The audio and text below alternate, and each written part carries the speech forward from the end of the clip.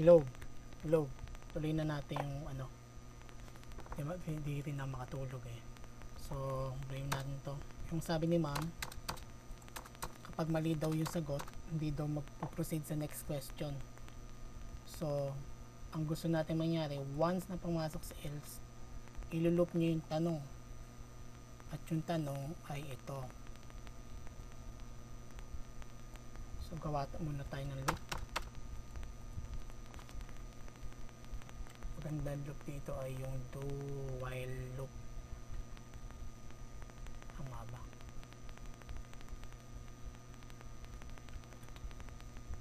Yung do while loop.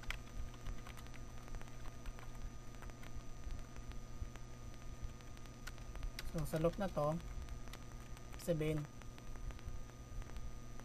mauna yung loop bago yung testing. So, unang run niya, i-run niya muna bago i-test. Bago natin. Saka ititin yan.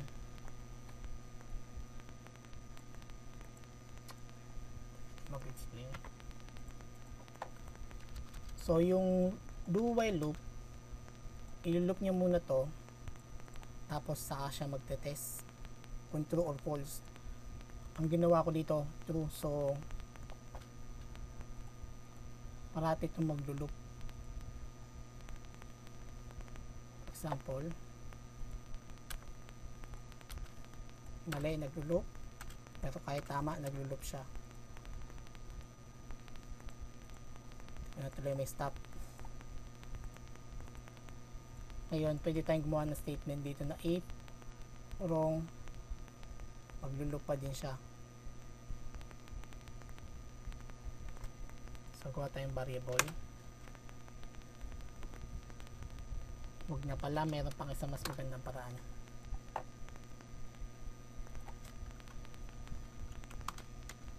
Yung continue and break statements, mas madali. Para mas madali. Malakas na yung boses kasi nga gabi na. Ito, sabi ko nga kanina, maglo-loop to parati.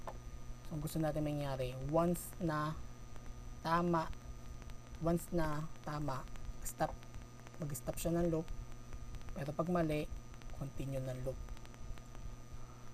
Yung continue and break statement, sa continue, ibig sabihin, kapag nabasa niya yung code na yun, hindi na niya babasa yung nasa baba niya. Example, maglagay tayo dito ng continue. Sabihin, ito muna. Yung continue, ilagay natin dito.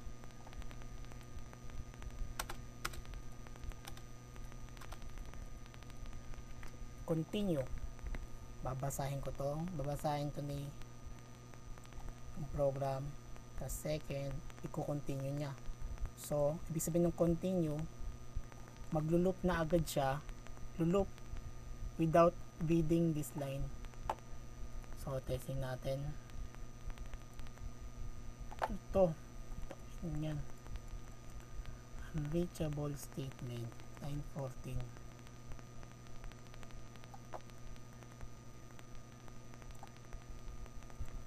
Lang.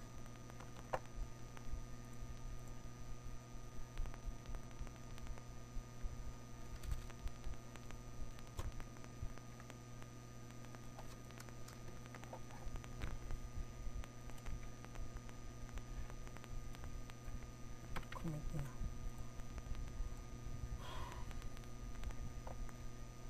Tama naman na.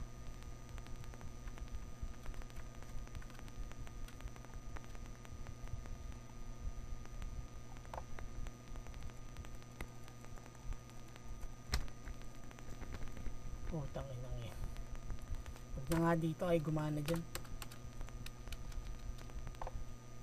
Sabihin ng continue, kung na ibabasahin niya sa baba.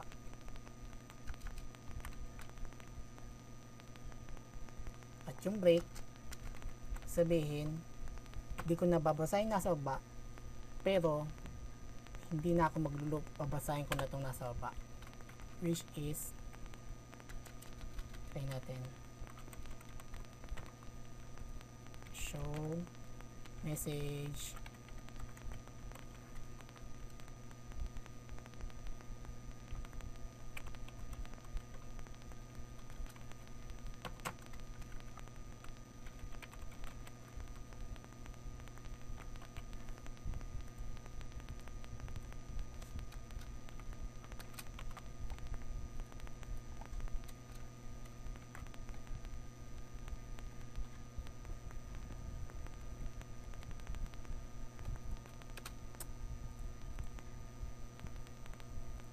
Process complete. Run file. Gago ka ba? Pag mali, sabihin niya wrong. Pag kinilik ko si okay, kapag kinilik ko si okay, babasahin niya itong si continue. At pagkabasa niya continue, didiretso siya dito.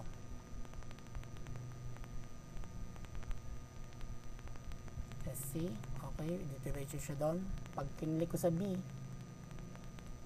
babasahin niya tong line na to, and babasahin niya si break. Pag nabasa niya si break, lalabas siya dito at dito na pupunta. Example pa, kuha tayo ng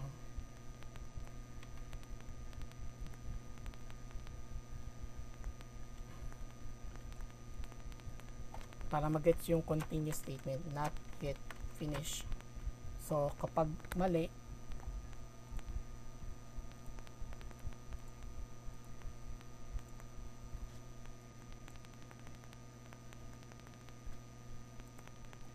so papasok to kay else. So kapag mali, babasahin niya dapat si not. Burahin muna natin yung continue. I-comment muna natin. Ibig sabihin ng comment, hindi niya babasahin yung code. So run.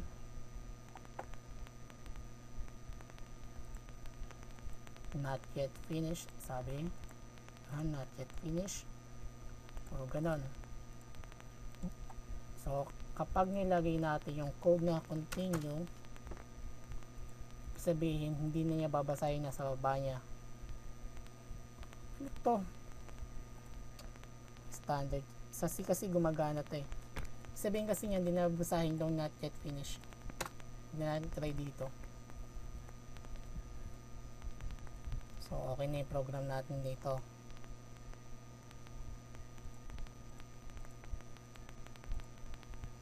Kung gusto ng another question, another kuha na panibagong question, syempre gagawa ulit tayo ng bagong questionnaire. Copy and paste, and okay na. Pero problema dito, maulit yung tanong. So gawa tayo dito ng string choices for question 2.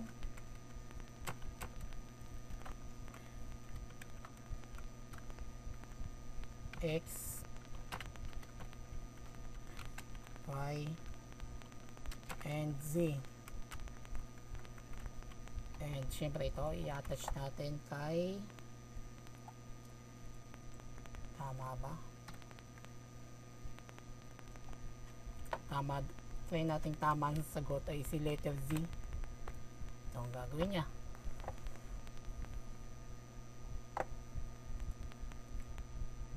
Build and run.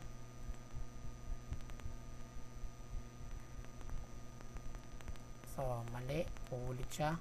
Pag tama, okay na. Kasi sa question na hindi ko na bago. Pag mali, ulit. Pag tama rin Z, okay na. So wala na.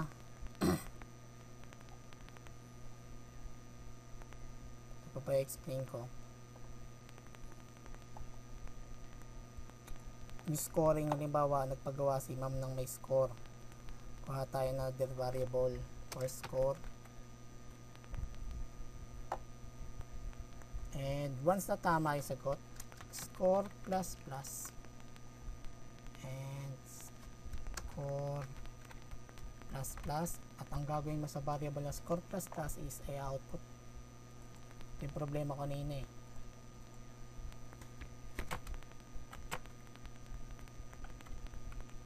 Score.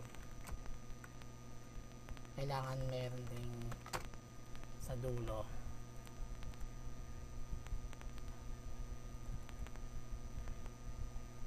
Net initialize. Sabi dito. Not initialize, walang naman, lagyan natin 0.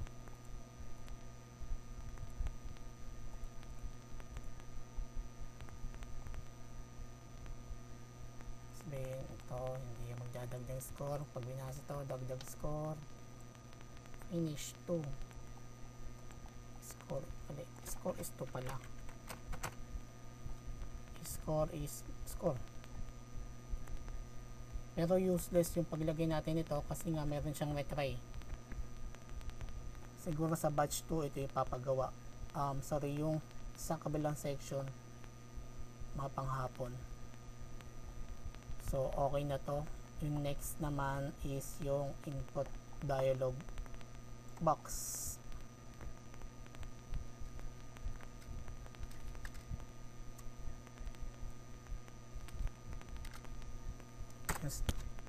Yung syntax ng input dialog box ganun din halos. Show key option pane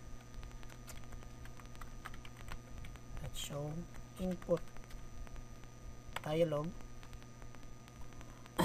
Ay sorry, yung kanina pala pwede pala yung halimbawa true or false yung pinagawa ni ma'am.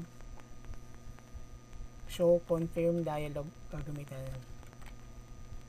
Confirm dialog, same to na syntax ng show option dialog. Null title message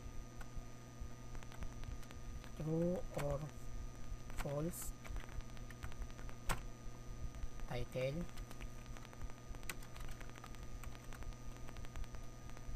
So, yan, question number 1 support. Anong klaseng tanong? J option in that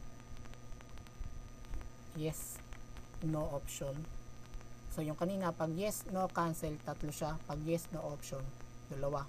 Kapartner nitong isa ay yung show option dialog. Ito show confirm dialog. Pero itong yes no option pwede rin siya dito. Basta pag ito gagamitin nyo, show confirm dialog na lang. And yung next is yung anong klaseng logo.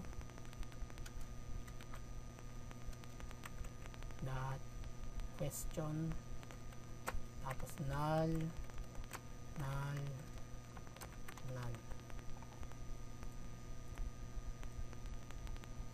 Okay, kulang daw. Parsing.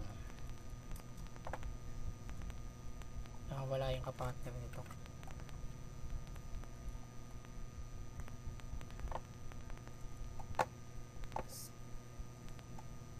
Error. 1, 2, 3.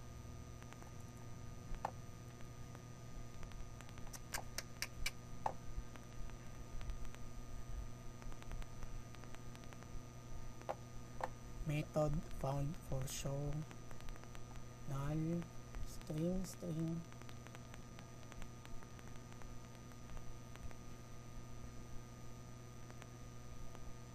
Teka lang, pause ko muna. Okay, hanggang 4 arguments lang pala siya, hindi siya 8. So ang tama ay ito. 1 first argument, second, third, tsaka fourth. Yan natin. Bra.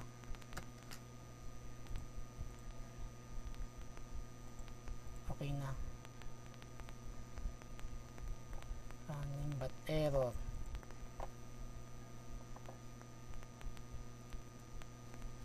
Pause ko muna ulit. Wala yun. Punta tayo dito sa pause ko muna. Malilito kayo. Okay, gets ko na. Ito pala mali.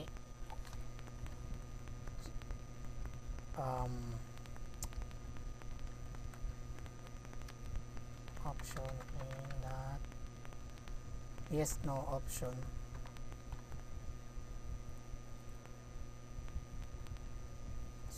Run. Ano siya? Problema dito is yung hindi natin pwede edit. Gawin natin yung show option dialog.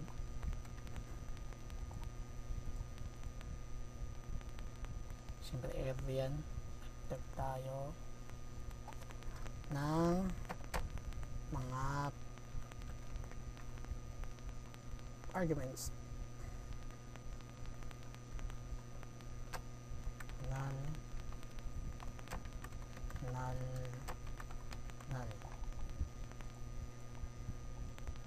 Siyempre magra-run na to. Running. Kaya kailangan natin edit yung yes and no. Lagyan natin din choices. Pero tatlo to, magbawas tayo. Dalawa lang. Gawin na rin pala natin true or false.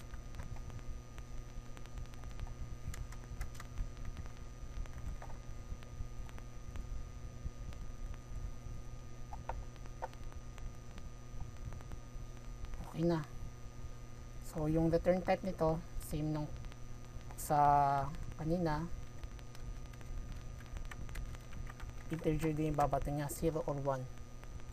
0 si yes, 1 si no, or 0 si true, 1 si false.